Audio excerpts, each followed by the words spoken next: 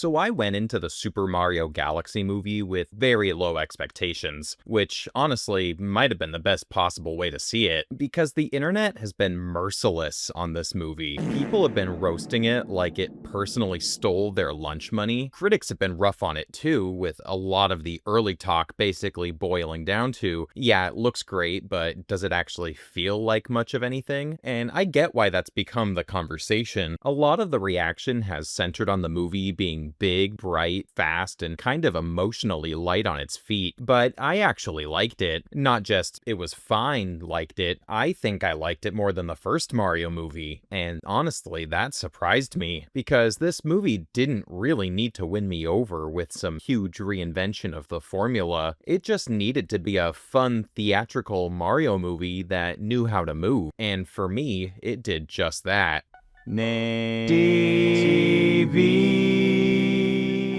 One of the big reasons I think this movie worked better for me is that it didn't waste a ton of time doing the whole origin story thing. The first Mario movie had to spend time getting everybody into the world, explaining the setup, and making the whole Mushroom Kingdom thing feel established. This one just gets moving. It trusts that you already understand the basic Mario universe, so instead of spending forever building the world from scratch, it just drops you into it and starts throwing stuff at you, and that helps the pacing a lot, because once the movie gets going, the plot is pretty simple. Mario, Luigi, and Princess Peach head out on a new galaxy-spanning adventure, and the movie keeps sending them through different places, different dangers, and different character pairings as it goes. That's basically all you need to know going in. And look, if I'm being honest, that simplicity is kind of the point. This is not a movie I walked into expecting rich character drama and a deeply layered screenplay. I went in expecting a big Nintendo movie with pretty colors and a lot of references, and on that level it mostly delivered. Visually, this thing is a treat. There were so many moments where I was just sitting there thinking, oh yeah,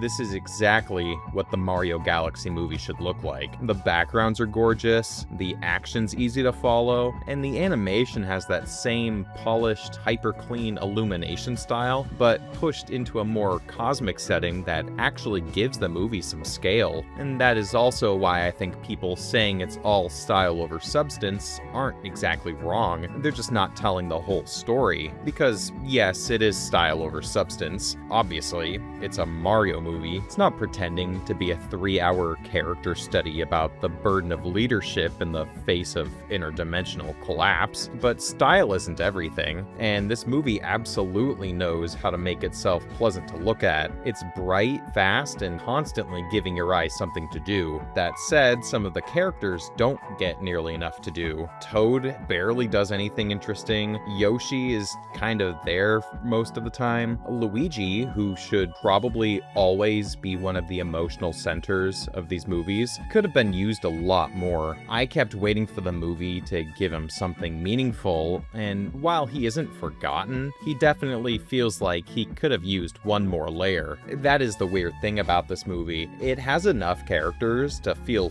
full, but not enough character work to make them all feel essential. Peach is still Peach, Mario is still Mario, Bowser is basically Bowser. Rosalina arrives and does what you would expect Rosalina to do, which is basically be cool, calm, collected, and vaguely above everyone else's chaos. Brie Larson is fine in the role. She doesn't need to be in the whole movie, and thankfully the movie understands that and doesn't pretend like she needs to be. She doesn't get a lot of screen time, but when she is there, it feels pretty on brand for the Nintendo princess type. And that brings me to one of the movie's biggest strengths, at least for me, was the score. I really appreciated that this movie leaned on its own music identity, instead of feeling like it was just trying to survive off of pre-existing songs and obvious needle drops. The first Mario movie had its moments, but this one felt more like a movie with its own soundtrack, and to me it gave it a little more breathing room. It felt less like an ad for nostalgia and more like a real fantasy adventure with its own identity, and that alone made it feel a little more cinematic to me. Because when a movie like this starts relying too heavily on licensed tracks, it can begin to feel like it's trying to distract you from the fact that that there's not a lot there. This one at least felt like it wanted to build its own atmosphere. Now, do I think the movie is safe and predictable? Well, yes, absolutely. It is an extremely safe movie. You can pretty much feel where a lot of the major turns are headed before they happen. The movie is not exactly interested in surprising you with some wild tonal left turn. It knows what kind of movie it is, and it keeps itself on the rails. For some people, that's gonna be frustrating. For me, going in with the low expectations helped a lot because I was not expecting it to reinvent anything. And honestly, the movie is at its worst when it feels like it's holding back from actually letting things get messy. There is a version of this movie that could have done more with Luigi. There's a version that could have made Toad or Yoshi matter more. There's a version that could have given Rosalina a stronger story arc, and there's definitely a version that could have ended with a little more weight instead of just stopping when it feels like it's halfway to another big idea. And that ending is probably my biggest complaint. It ends very suddenly. It feels like the movie is building towards one more thing, and then it just kind of wraps before that final stretch really pays off. I walked out thinking, well, wait, that was it? And not because the movie wasn't too short, but because it felt like there was one more gear it never shifted into. Bowser, at least, kinda gets a real story arc, even if it's not necessarily a very surprising one. You can kind of see the shape of it from a mile away,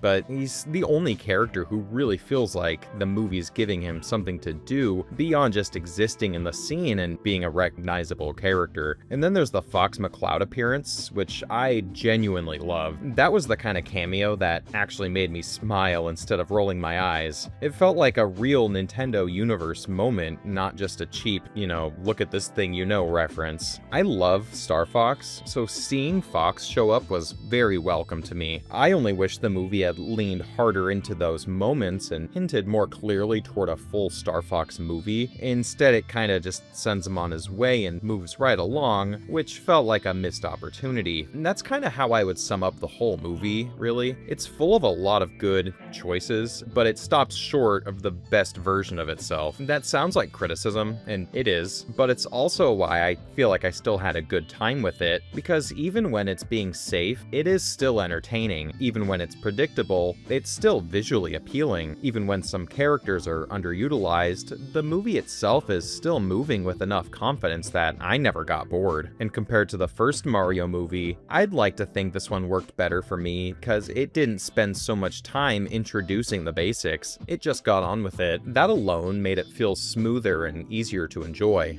So yes, I understand the criticism, I really do. If someone says this movie is style over substance, I'm not gonna argue like they're crazy. The movie absolutely cares more about how things look and move than how deeply they're developed, but I also like to think that's only part of the story, because if you went in expecting a fun, colorful, sharply paced Nintendo adventure, this movie gave me enough to like, and in my case, that was enough to make it more enjoyable than the first one. It's not perfect, not deep, not really outgoing, it's just fun, and honestly, for a Mario movie, that still counts for quite a bit.